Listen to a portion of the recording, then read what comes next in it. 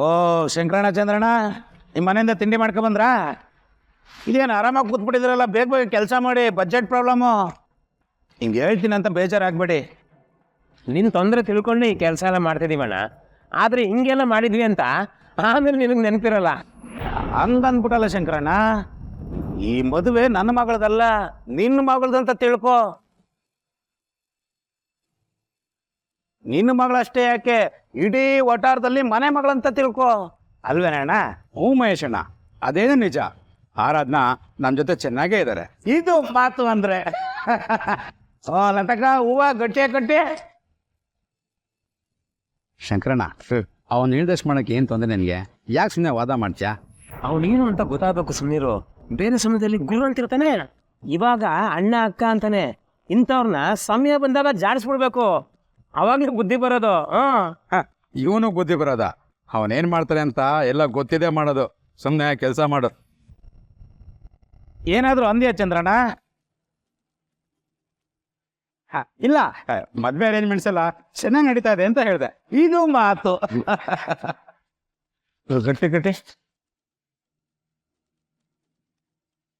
ರೇವತಿ, ಇಷ್ಟು ಜನ ಕಷ್ಟಪಟ್ಟು ಕೆಲಸ ಮಾಡ್ತಾವ್ರೆ, ಎಲ್ರಿಗೂ ಕೊಡ್ದಂಗೆ ನನಗೆ ಮಾತ್ರ ಕೊಟ್ರೆ ಪಾಪ ಅವ್ರು ಏನು ಅನ್ಕೊಳ್ಳಲ್ಲ.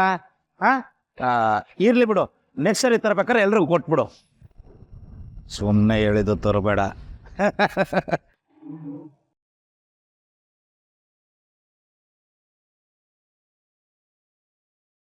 ಅಮ್ಮ, ಇನ್ನೊಂದು ದೋಸೆ ಕೊಡು. ದೋಸೆ ಅಂತೂ ತುಂಬಾ ರುಚಿಯಾಗಿದೆ. ಏನೇ ಆಗಿದೆ ನಿನ್ಗೆ? ನಿನ್ನೆ ಅವ್ರ ಅಕ್ಕ ಬಂದು ಹೋದಾಗಿಂದ ಒಂಥರ ಆಡ್ತಿದೀಯಾ, ಏನಾಯ್ತು? ಇನ್ನೊಂದು ದೋಸೆ ಕೊಡಮ್ಮ, ತುಂಬಾ ಹಸುವಾಗಿದೆ.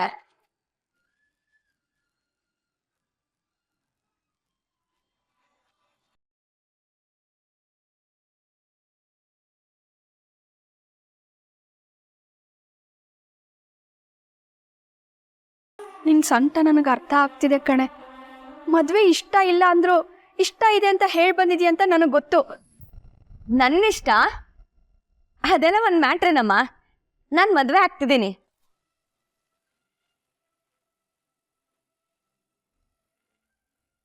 ಅಯ್ಯೋ, ನನ್ನ ಮಗಳು ಮದುವೆ ಕಣ್ರಯ್ಯ. ನೀವು ನೋಡಿದ್ರೆ ಯಾರೋ ಸತ್ತೋಗಿರೋರ್ ಮನೆ ಮುಂದೆ ಚಟ್ಟ ಕಟ್ಟಿರ್ತಾರೆ ಇದ್ದೀರಾ. ಇದು ಮದುವೆ ಮನೆ, ಎಲ್ರು ಗಲಗಲ ಗಲಗಲ ಗಲಗಲ ಅಂತ ನಗ್ನಗ್ತಾ ಇರ್ಬೇಕು.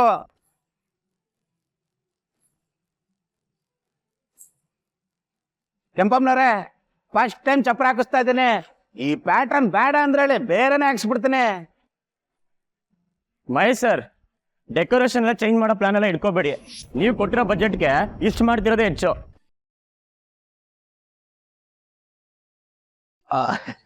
ತಮಾಷೆ ಮಾಡಿದ್ದು ರಾಜಲಕ್ಷ್ಮಿ.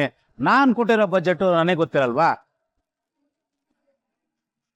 ನನಗೆ ದಾರ ತಂದಿದ್ಯಾ? ಕಟ್ಟ ಕೊಡು. ಮಹೇಶ್ ಸರ್, ಹೋಗಿ ಕತ್ರಿ ತಗೊಂಬನ್ನಿ. ಪರವಾಗಿಲ್ವೇ ರಾಜಲಕ್ಷ್ಮಿ? ನಾನು ಕೆಲಸ ಮಾಡೋದಾ?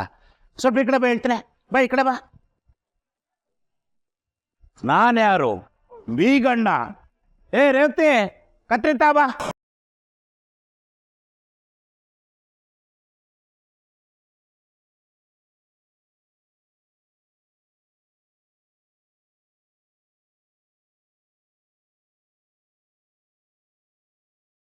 ಚೆನ್ನಾಗಿ ತಗೊಳ್ಳಿ.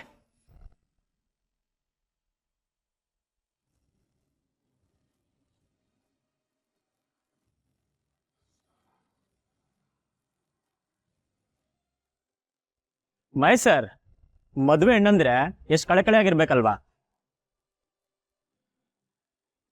ಇಲ್ಲಿ ನೋಡಿದ್ರೆ ನಮ್ಮ ಆರಾಧನಾ ಮೇಡಮ್ಮು ತುಂಬ ಕೋಪದಲ್ಲಿದ್ದಾರೆ. ಅಯ್ಯೋ ಬಿಡು ರಾಜಲಕ್ಷ್ಮಿ, ಯಾವನೋ ಕಷ್ಟಪಟ್ಟು ಮದುವೆ ಮಾಡಿಸ್ತಾನೆ, ಈ ಅವಳಿಗೇನು ಕೆಲಸ? ಬರೋದು ಅಸಾಮಣೆ ಮೇಲೆ ಕೂರೋದು, ಅಷ್ಟು ಮಾಡಕ್ಕಾಗಲ್ವಾ? ಯಾರೋ ಮಾಡಿಸ್ತಿರೋ ಮದುವೆಗೆ ಸಂಭ್ರಮ ಪಡೋಕೆ ಒಂದು ಯೋಗ್ಯತೆ ಅಂತ ಇರಬೇಕಲ್ಲ. ಸಂಭ್ರಮ ಪಡ್ಬೇಕಾ? ಪಡ್ತೀನಿ. ಕೆಲಸ ಮಾಡ್ಬೇಕಾ? ಮಾಡ್ತೀನಿ.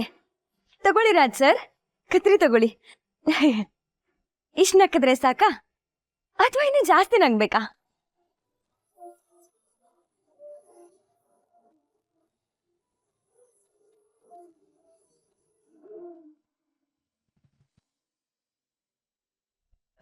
ರೀ ಕಾಫಿ. ಅಲ್ಲಿಡು.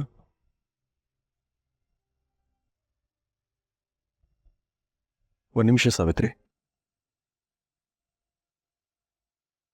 ನಿನಗೊಂದು ಕತೆ ಹೇಳ. ಜನಪದರು ಹೇಳ್ಕೊಂಡು ಬಂದಿರೋದು. ಒಂದ್ಸಲ ಕರ್ಣ ಮತ್ತು ದುರ್ಯೋಧನನ ಹೆಂಡತಿ ಭಾನುಮತಿ ಇಬ್ಬರು ಪಗಡೆ ಆಡ್ತಾ ಇದ್ರು. ಪಗಡೆ ಆಟದಲ್ಲಿ ಕರ್ಣ ಪದೇ ಪದೇ ಗೆಲ್ತಾ ಇದ್ದ. ಅದೇ ಸಮಯಕ್ಕೆ ಎಲ್ಲೋ ಹೋಗಿದ ದುರ್ಯೋಧನ ಮನೆಗೆ ವಾಪಸ್ ಬಂದ. ಈ ಕತೆ ನನಗೆ ಯಾಕೆ ಹೇಳ್ತಾ ಇದ್ದೀರಾ? ಪೂರ್ತಿ ಕೇಳು. ದುರ್ಯೋಧನ ಬಂದಿದ್ದು ಭಾನುಮತಿ ಮಾತ್ರ ಕಾಣಿಸುತ್ತೆ, ಕರ್ಣ ಕಾಣಿಸೋದಿಲ್ಲ. ಯಾಕೆಂದ್ರೆ ಕರ್ಣ ಬಾಗಿಲಿಗೆ ಬೆನ್ನು ಹಾಕಿ ಕೂತಿದ್ದ. ಗಂಡ ಬಂದಲ್ಲ ಅನ್ನೋ ಖುಷಿಗೆ ಭಾನುಮತಿ ಎದ್ದು ನಿಲ್ತಾಳೆ. ಭಾನುಮತಿ ಆಟನ ಅರ್ಧಕ್ಕೆ ಬಿಟ್ಟು ಹೋಗ್ತಿದ್ದಾಳೆ ಅಂತ ಅಂದ್ಕೊಳ್ಳೋ ಕರ್ಣ ಆಟದ ಬರದಲ್ಲಿ ಅವಳ ಶಲ್ಯನ ಹಿಡಿದು ಎಳೆದ ರಭಸಕ್ಕೆ ಕೊರಳಲಿದ್ದ ಮುತ್ತಿನ ಹಾರ ಹರಿತು, ಮುತ್ತೆಲ್ಲ ಚೆಲ್ಲ ಪಿಲ್ಲಿಯಾಗಿ ಬಿತ್ತು. ಭಾನುಮತಿಗೆ ಶಾಕ್ ಆಯಿತು. ಭಾನುಮತಿ ಶಾಕ್ ಆಗಿದ್ದನ್ನ ನೋಡಿ ತಿರುಗಿ ನೋಡೋ ಕರ್ಣ ಬಾಗಿಲಲ್ಲಿ ನಿಂತಿದ್ದ ದುರ್ಯೋಧನನ ಕಂಡು ಕಂಗಾಲಾಗ್ತಾನೆ. ಸಾವಿತ್ರಿ, ಇಂಥ ಪರಿಸ್ಥಿತಿನಲ್ಲಿ ಸಹಜವಾಗಿ ಯಾರೇ ಆಗಲಿ ಕರ್ಣ ಮತ್ತು ಭಾನುಮತಿ ಬಗ್ಗೆ ಅನುಮಾನ ಪಟ್ಟೇ ಪಡ್ತಾರೆ ಅಲ್ವಾ? ಹೌದು, ಮತ್ತೆ ದುರ್ಯೋಧನ ಇಲ್ಲದೆ ಇರೋ ಟೈಮಲ್ಲಿ ಕರ್ಣನ್ ಜೊತೆ ಪಗಡೆ ಆಡೋದು ಅಂದ್ರೆ? ಆದರೆ ದುರ್ಯೋಧನ ಈ ವಿಷಯನ ತುಂಬ ಈಸಿಯಾಗಿ ತಗೊಳ್ತಾನೆ. ಹಾಗೆ ಮುಗುಳ್ನಗ್ತಾ ಕೇಳ್ತಾನೆ ಕೂಡ, ಬಿದ್ದಿರೋ ಮುತ್ತುಗಳನ್ನ ಆರಿಸ್ಕೊಡ್ಲೋ ಅಥವಾ ಪೋಣಿಸ್ಕೊಡ್ಲೋ ಅಂತ. ದುರ್ಯೋಧನ ಹೀಗೆ ಕೇಳಿದ್ದನ್ನು ನೋಡಿ ಸ್ವತಃ ಕರ್ಣ ಮತ್ತು ಭಾನುಮತಿಗೆ ಶಾಕ್ ಆಗತ್ತೆ. ದುರ್ಯೋಧನನಿಗೆ ಭಾನುಮತಿ ಬಗ್ಗೆ ಇರತಕ್ಕಂಥ ನಂಬಿಕೆ ಅಂಥದ್ದು, ಹಾಗೆ ದುರ್ಯೋಧನ ಮತ್ತು ಕರ್ಣರ ಸ್ನೇಹನೂ ಅಂಥದ್ದು.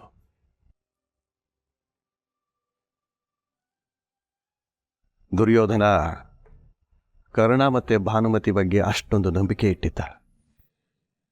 ದುರ್ಯೋಧನ ಮತ್ತು ಕರ್ಣರ ಸ್ನೇಹ ಎಷ್ಟು ವಿಶಾಲವಾದದ್ದು ಅಂದರೆ, ಯಾರು ಏನೇ ಹೇಳಿದರೂ ಅವರಿಬ್ಬರ ನಡುವೆ ಅನುಮಾನನ ಬಿತ್ತೋದು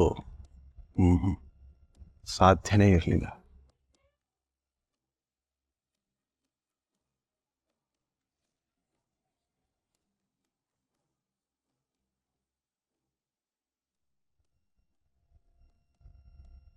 ನನಗೆ ನನ್ನ ಮೂರ್ತಿ ಬಗ್ಗೆ ನಂಬಿಕೆ ಇದೆ.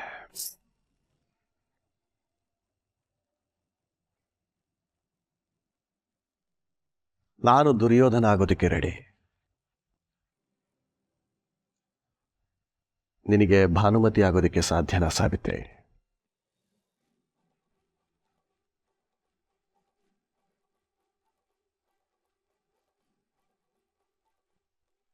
ಅಲ್ಲ ರೀ, ಯಾಕೆ ಹೀಗೆ ಕೇಳ್ತಾ ಇದ್ದೀರಾ? ನಿನ್ನೆ ಅಮಲ ಮಾತು ಕೇಳಿಕೊಂಡು ಮೂರ್ತಿ ಬಗ್ಗೆ ನೀನು ಹಾಗೆ ಮಾತಾಡಿದ್ದು ನನಗಿಷ್ಟ ಆಗಲಿಲ್ಲ ಸಾವಿತ್ರಿ. ರಾತ್ರಿ ಎಲ್ಲ ನಿದ್ದೆ ಕೂಡ ಬರಲಿಲ್ಲ ನನಗೆ.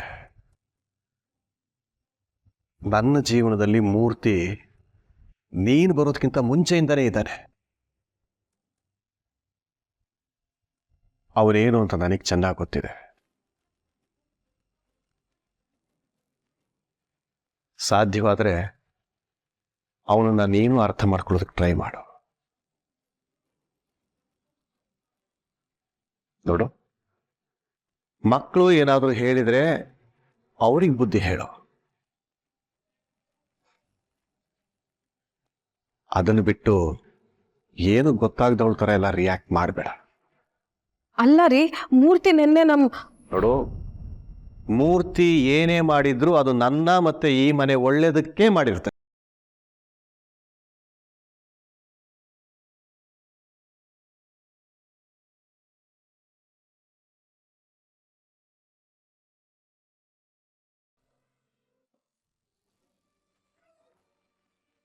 ನೋಡಿ ರಾಜ್ ಸರ್, ಇದನ್ನೆಲ್ಲ ಇಟ್ಟಿದ್ದೀನಿ. ಚೆನ್ನಾಗಿ ಕಾಣ್ತಿದೆ ಅಲ್ವಾ? ನೀವೇ ಹೇಳ್ಬೇಕು, ನನಗಿದೆಲ್ಲ ಗೊತ್ತಾಗಲ್ಲ. ಬೇಡ ರೀ, ನಾನು ಮಾಡ್ಕೊಳ್ತೀನಿ. ನನ್ ಮದ್ವೆ ಅಲ್ವಾ ರಾಜ್ ಸರ್? ನನ್ ಮದ್ವೆಲಿ ನಾನೇ ಸಂಭ್ರಮ ಪಡೆದಿದ್ರೆ ಹೇಗೆ? ನಾನ್ ಸಂಭ್ರಮ ಪಡ್ತಿದ್ರೆ ತಪ್ಪೇನ್ರಿ? ಬೇಗ ಬೇಗ ಕೆಲಸ ಮುಗಿಸಿ, ಮದ್ವೆಗ್ ಲೇಟ್ ಆಗುತ್ತೆ.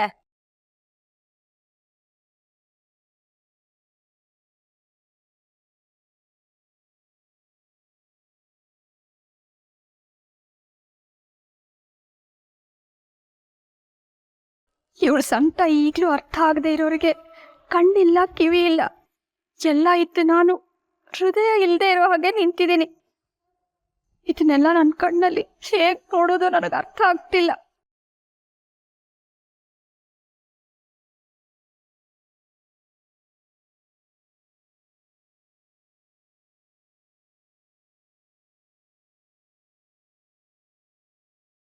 ಕೆಂಪಮ್ಮನವ್ರೆ, ವಯಸ್ಸಾಯ್ತು ಅಂತ ಹೀಗೆ ಕೂತಿರ್ಬೇಡಿ.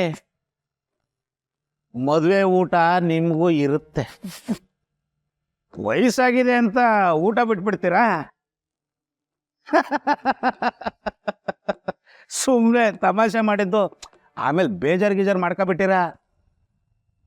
ಈ ಮಹೇಶ ಹಂಗೆ ನೇರವಾಗಿ ಮಾತಾಡ್ತಾನೆ, ಶುದ್ಧ. ಒಳಗೊಂದು ಹೊರಗೊಂದು ಇಲ್ಲ, ಎಲ್ಲ ಕಡೆ ಒಂದೇ.